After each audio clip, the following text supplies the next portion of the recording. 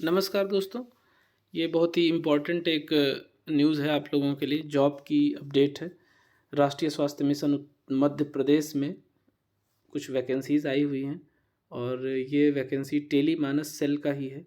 राष्ट्रीय मानसिक स्वास्थ्य कार्यक्रम अंतर्गत टेलीमानस सेल हेतु और ये काउंसलर की वैकेंसी है। टोटली कॉन्ट्रैक्चुअल बेस होता है और ये जो टेलीमानस सेल है बेसिकली ये नेशनल मेंटल हेल्थ प्रोग्राम के अंडर ही प्रोग्राम चलाया जा रहा है, जो 24/7 mental health counselling services provide करता है और जिसमें एक पूरी टीम होती है। साइकियाट्रिस्ट होते हैं और साइकियाट्रिक सोशल वर्कर होते हैं, क्लिनिकल साइकोलॉजिस्ट होते हैं और जनरल काउंसलर्स होते हैं, जो जिनकी क्वालिफ़िकेशन यूजुअली एमए साइकोलॉजी और एमए सोशल वर्क मांगी जाती है। तो बेसिकली 17 पोस्ट के लिए रिक्रूटमेंट मांगी गई है और इसमें जो एलिजिबिलिटी क्राइटेरिया मांगा गया है वही masters in social work and masters in clinical psychology, जो जो भी जिसके पास हो बोथ आर एलिजिबल।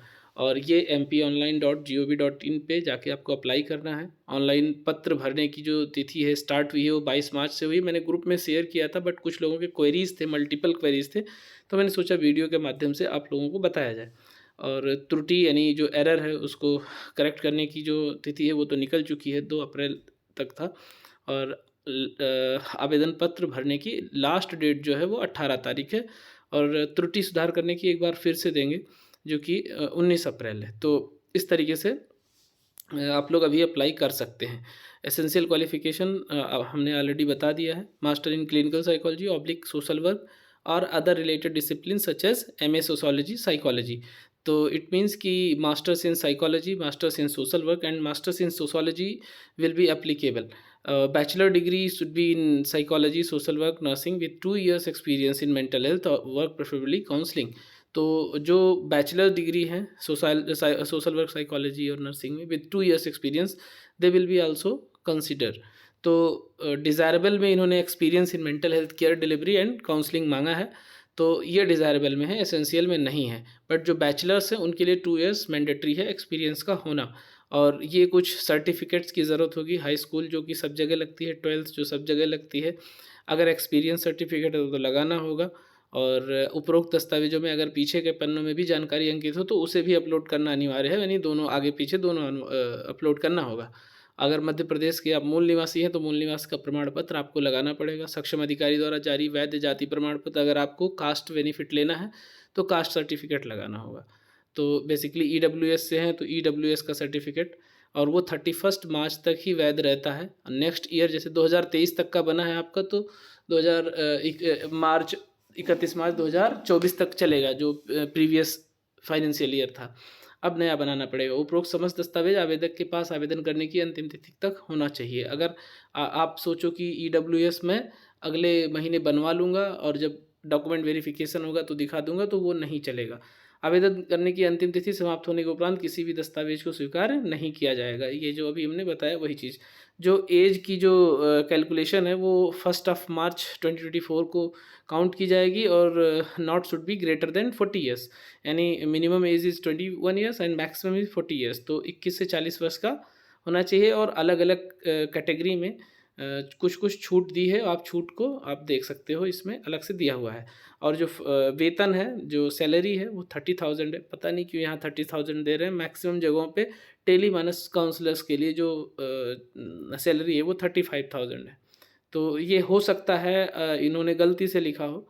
तो चूँकि ये सेंट्रलाइज्ड प्रोग्राम है, सेंट्रल गवर्नमेंट की स्कीम के अंडर आ रहा है, तो हर जगह 35,000 ही टेलीमानस काउंसलर का अभी तक का सैलरी है। ये पहली बार मैंने देखा है जहाँ 30,000 है।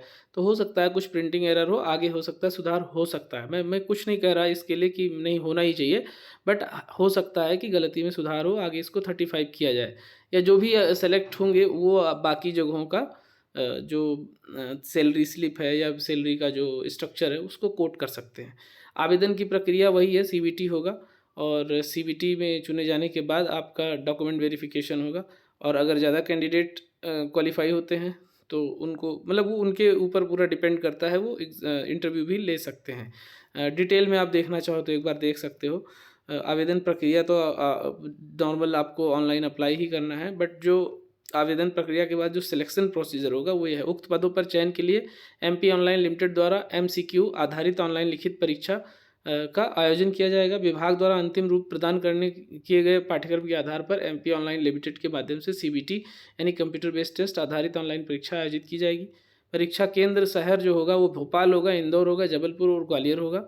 इसके अलावा भी हो सकती है, वो आगे में परिवर्तन किया जा सकता है, वो उनके विवेक पर निर्धारित करता है। उम्मीदवार ऑनलाइन आवेदन पत्र भरने के दौरान परीक्षा के लिए केंद्र की पसंद प्रदान कर सकते हैं, यानी आप अपना चॉइस ऑफ सिटी सेलेक्ट कर सकते हैं। केंद्र की कुल संख्या की उपलब्धता और उम्मीदवारों के द्वारा प्रदान की गई केंद्र प्राथमिकताएं उसके ऊपर आधारित होंगी। प्राथमिकताएं और उपलब्धता समाप्त हो जाने के बाद एमपी ऑनलाइन द्वारा केंद्र की उपलब्धता के आधार पर किया जाएगा। ई एडमिट कार्ड को एमपी ऑनलाइन एवं एनएचएम मध्य प्रदेश की आधिकारिक वेबसाइट एमपी ऑनलाइन लिमिटेड पर मिल सकता है। पर 7 दिन पहले जो है आपका एडमिट कार्ड अपलोड हो जाएगा, वहाँ से आप डाउनलोड कर सकते हैं। परीक्षा के लिए प्रश्न पत्र में 4 उत्तरों के लिए विकल्पों के साथ 100 एमसीक्यू होगा। प्रत्येक प्रश्न 1 अंक का होगा, नेगेटिव मार्क नहीं होगा। कान खोल के सुन लीजिए आप लोग, नहीं तो फिर बाद में बहुत क्वेरी करते हैं। कोई नेगेटिव अंक नहीं होगा, यानी सीधे सीधे आप 100 के 100 करेंगे। अगर 70 सही है तो 70 मार्क्स मिलेंगे, 30 गलत है तो उसका कटेगा नहीं। चयन के लिए ऑनलाइन लिखित परीक्षा में प्राप्त उम्मीदवार के अंकों के मेरिट रैंक उत्पन्न करने पर विचार किया जाएगा, जिसके आधार पर उम्मीदवार का चयन किया जाएगा।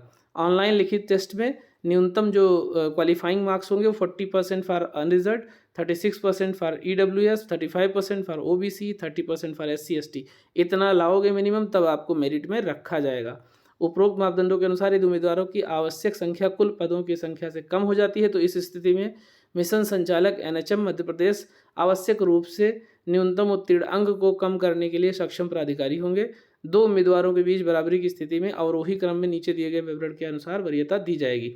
तो अगर ये सब तो कंडीशन की बात है, आयु में बड़े उम्मीदवार को वरीयता दी जाती है और एक ही जन्मतिथि उम्र के अभ्यर्थी होने पर उक्त पदों पर जो शैक्षणिक अर्हता है, जो ज़्यादा हायर एजुकेशन में होगा, उसको प्रेफरेंस दिया जाएगा। तो ये बाकी नियम आप पढ़ लेना, और मतलब जो डिसक्वालीफाई करेंगे वो इस बिहाफ पे करेंगे, तो इसका आप लोग ध्यान से पढ़ लेना। बाकी बाद में डॉक्यूमेंट वेरिफिकेशन के टाइम पे जो जो आप अभी लगाए रहोगे ऑनलाइन में वही दिखाना होगा। तो इस तरीके से बेसिक चीज़ें हमने आपको एक्सप्लेन कर दी है। रोल एंड रिस्पॉन्सिबिलिटीज़ का आप देख लो। Assess mental health conditions including substance use and suicidal risk, जो कि सपोज करो ऑन 24/7 की ड्यूटी होगी, यानी ड्यूटी आपकी शिफ्ट वाइज होगी 8-8 घंटे की। बट अगर आपके पास कॉल आता है कि कोई सुसाइडल रिस्क का केस है, तो ऐसे कंडीशन में आप उसको कैसे मैनेज करोगे? क्राइसिस इंटरवेंशन आप प्रोवाइड करोगे, या आप कंसर्न पुलिस स्टेशन पे कांटेक्ट करोगे, या हॉस्पिटल कांटेक्ट करोगे? वो आपके विवेक पे, वो आपको ट्रेनिंग दी जाएगी।